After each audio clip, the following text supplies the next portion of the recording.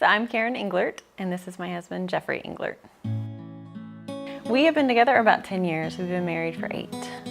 We have a pretty large family, a blended family. We have 4 kids between the 2 of us and our dog. I was a teacher, so I was a special education teacher for many years, and I didn't feel well. I had a sinus infection, one of those just ones, and so I made an appointment for late in the afternoon to go to my doctor just to get a prescription for antibiotics.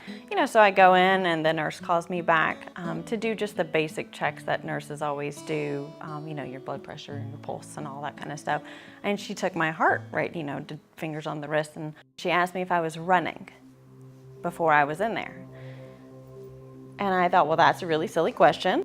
She said, you need to lie down right now. So I did, and then of course the logical part of my brain is like, this is not how this goes. And she went to get the doctor. And then, he took my heart rate, and it was either right at 200 or a little bit over, I don't remember at this point. So my heart was going about 200 beats a minute, almost triple.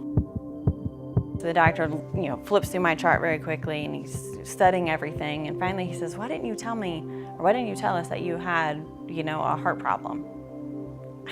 And I'm going, I don't have a heart problem, I have a sinus infection. So she had an inappropriate heart rhythm, or abnormal electricity, if you will, making her heart go too fast, which produced symptoms of not feeling well and shortness of breath. In my mind, heart disease meant a heart attack, and heart disease really was an older man's disease. And then over the next several months, they tried a lot of different beta blockers. I didn't really respond very well. They were very worried that I was going to go into cardiac arrest, that my heart would just completely stop because of the rates it was going so high. So they decided to try a cardiac ablation, where they go in, they send up 4 catheters to your heart, and they try to just identify the bad rhythms and get rid of those. They were not successful. My sinus node was destroyed. So your sinus node is the node that tells your heart, hey, you need to beat right now, and mine was destroyed. I left the hospital with only 2 working chambers, and later we learned I had suffered a occlusion of my superior vena cava. The superior vena cava, or the main vein draining the blood from the head and the arms into the heart, was completely blocked from scarring and clot over time, so that the blood coming from the head and the arms had to find a new route. We have been to the Mayo, we've been here in town locally, we've been overseas to the Institute for Experimental Medicine in Prague, and at this point they can't do anything about it. So we're very aware of outcomes, because every tried and true method of fixing occlusions will not work on me, so it's going to take something brand new.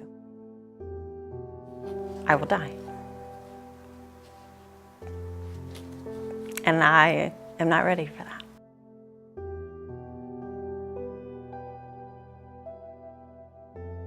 One would hope that she would never need anything done to that over time, but the risk of a large operation is too high right now. Early on, when she was having all those procedures and surgeries and pacemakers being implanted, you're sitting in a waiting room, and you have no idea what you're gonna not wake up to, because you don't go to sleep. So yeah, every time we would say our goodbyes, and for me, sometimes it's harder to talk through some of it, and so I a lot of times would just write things down. So each night, typically before a procedure, I would just write a letter to either Jeff or Madison. This one's to the whole family, and a lot of times they were, a goodbye, more just in case, So this one I wrote, this would have been probably before my first procedure. Dearest Madison, if you are reading this many years have passed since I have been able to be with you.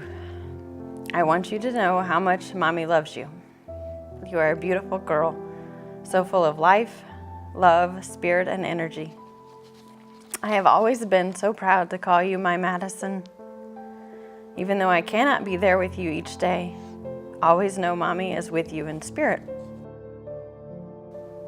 I miss you, but I'm so proud of you. I love always, Mommy. You know, like I said, I write them, I can't get rid of them, I don't look at them. Cardiovascular disease is the #1 killer of men and women in this country. And an interesting fact that people don't realize is more women die every year of cardiovascular disease than men. The American Heart Association focuses on research to improve care in patients with cardiovascular disease and has made tremendous strides, but more work is obviously needed in all areas of cardiovascular disease. I take the medicines I'm supposed to take, I work hard, eating the way I'm supposed to eat. But in terms of dramatically changing an outcome, it will take new research to do that. So an investment today, you're helping the next generation, you're helping your children, you're helping your grandchildren. I mean, these investments in research, this is going to change lives for people years down the road. I have lots more Christmases I want, I have lots more birthdays I want, lots more trips with you I want, so. Lots more life to live. Yeah.